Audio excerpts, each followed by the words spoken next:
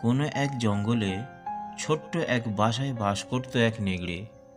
তার বাসাটা ছিল খুবই নোংরা, নড়বড়ে আর পুরানো। দেখে মনে হতো যে কোনো সময় ভেঙে পড়বে।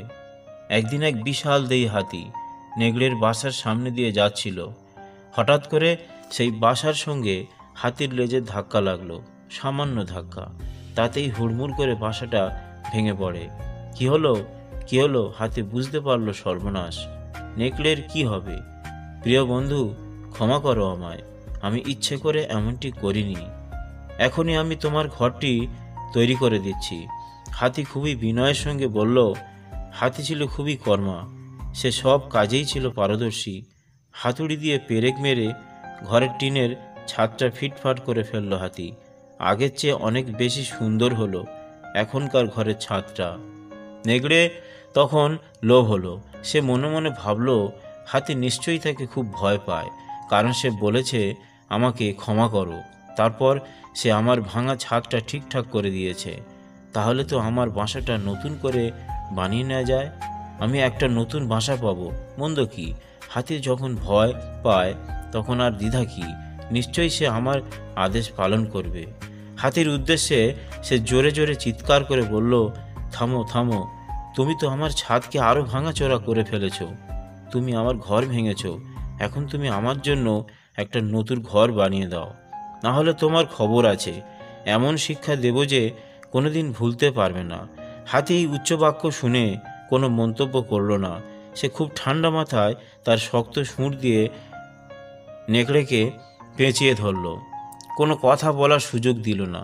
তারপর উঁচুতে তুলে ধরে দূরে ছুঁড়ে ফেলে দিল। নেকড়েটা এক আছাড়ে গিয়ে পড়ল ময়লা পানি ভর্তি এক গর্তে। তারপর হাতি বেচারা রাগে নেকড়ের ঘরের ওপরেই বসে পড়ল। হুড়মুড় করে ঘরটা ভেঙে পড়ল। হাতি বলল, বুঝলে হে নেকড়ের বাচ্চা, এই গর্তটাই তোর নতুন বাসা। আশা করি খুব সুন্দর বাসাটাই তুই পেয়েছিস। তারপর হাতি চলে গেল বনে। নেকড়ের ধীরে ধীরে জ্ঞান ফিরল। সে কিছুতেই ভেবে উঠতে পারছে না কেন এমন হলো। হাতি বা হঠাৎ ক্ষিপ্ত হয়ে উঠল কেন? প্রথমে তো মনে হলো সে আমাকে খুব ভয় পেয়েছে, আমার কাছে ক্ষমা পর্যন্ত চাইল। তারপরে সে আমার সঙ্গে এমন করলো। পুরো ঘটনা দেখছিল এক বুড়ো দাঁড়কাক।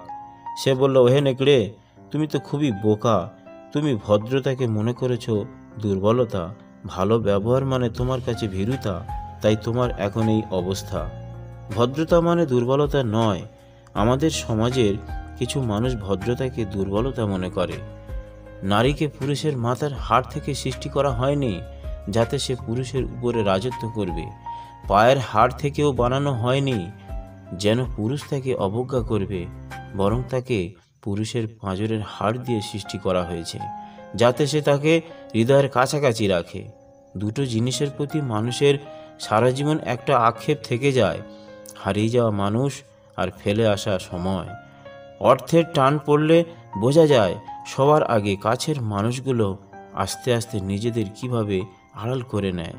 সম্পর্কগুলো অনেক দিন বেঁচে থাকতে পারে যদি ইগোগুলোকে সাইড করে রাখা যায়।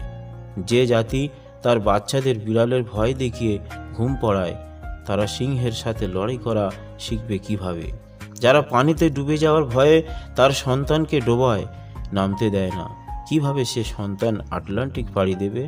শত্রুর আঘাতের চেয়েও বেশি যন্ত্রণাদায়ক প্রিয়জনের অবহেলা। রাতে ঘুমানোর পূর্বে দিনের সমস্ত পাপের জন্য ক্ষমা চেয়ে নিন, কেননা এই রাতই হতে পারে আপনার জীবনের শেষ রাত। এই কথাটা মনে রাখলে আপনি কখনো অহংকার করবেন না। টেনশন আর মানসিক চাপে তারাই বেশি থাকে যারা যে কাজের থেকে চিন্তা বেশি করে। জীবনে যতই ভালো কাজ করো একদিন সবাই ভুলে যাবে। ছোট্ট একটা মন্দ কাজ করো, রেকর্ড হয়ে যাবে। ভুলেও কোনো আত্মীয়র বাড়ি ঘন ঘন যাবেন না। আপনি যে সহজ নন সেটা মাথায় রাখুন। লোক আপনাকে সম্মান করতে বাধ্য হবে। আত্মসম্মানের থেকে বড় কিছুই নেই। কেউ তোমাকে একবারের জন্য ছোট করলেও তাকে চিনে রাখো এবং তার থেকে দূরে থাকো, কারণ প্রশ্রয় পেলে একই কাজ সে বারবার করবে।